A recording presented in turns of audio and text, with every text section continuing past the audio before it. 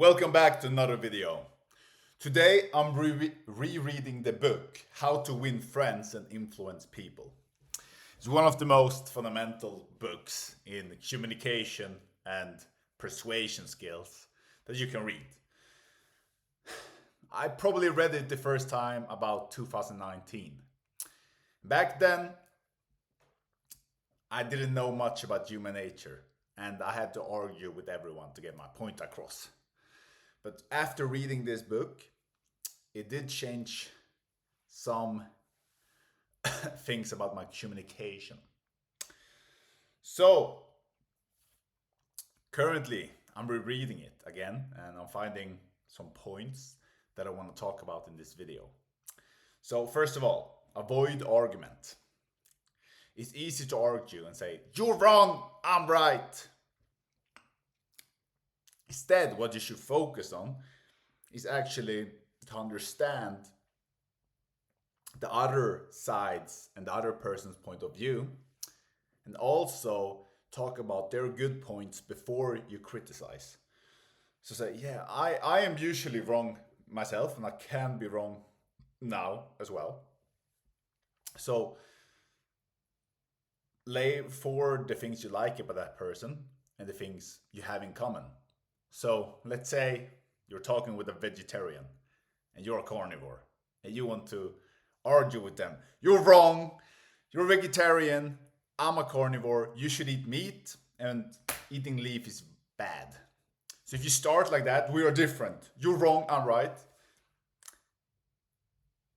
A person convinced against his will is of the same opinion still. So instead, find things you have in common with the vegetarian if you're, for example, a carnivore. Or if you're a vegetarian and you want to convince the carnivore, find things you have in common. So you both love food.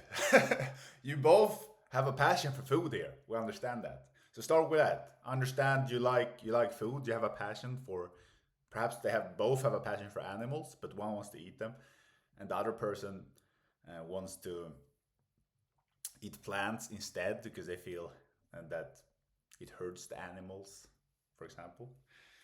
So you start off by things you have in common. So you find common ground with the person you want to argue against. You find things you have in common with the other person before you try to change their mind. So you start off, okay, what do you think about food? And why did you choose to become a vegetarian? Or why did you choose to become a carnivore? And now you can find things you actually have in common.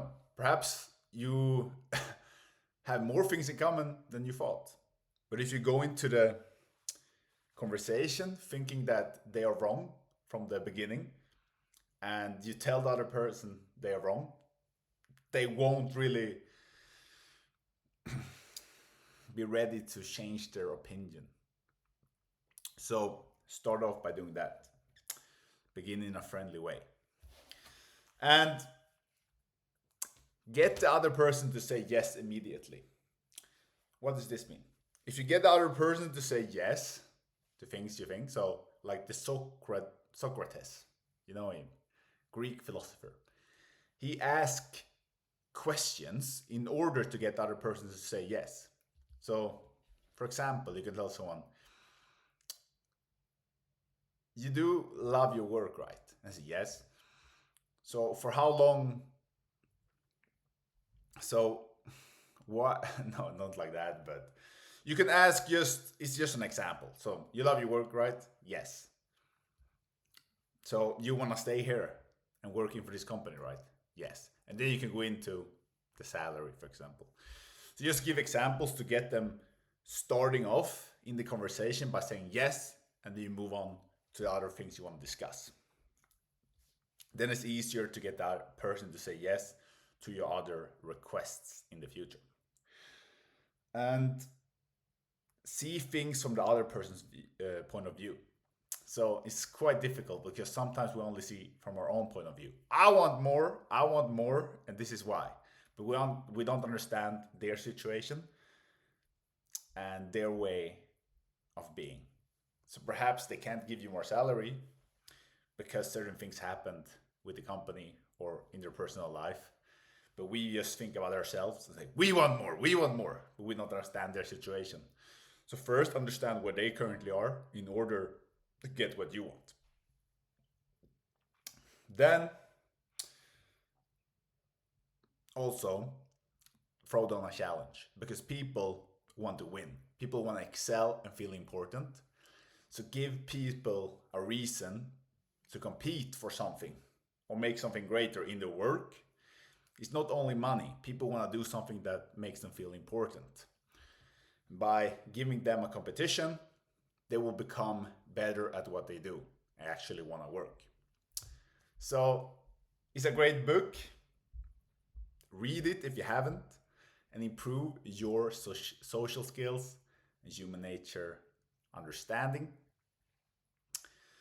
And this was the video of today's topic: how to win friends and influence people. Great book.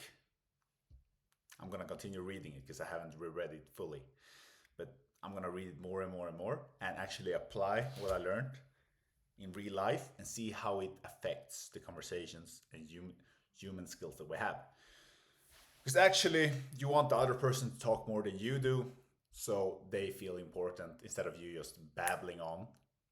It's better to make the other person feel important than yourself. Even though you perhaps think they are wrong, let them first talk and understand their point of view by listening. Have a great day. Bye-bye.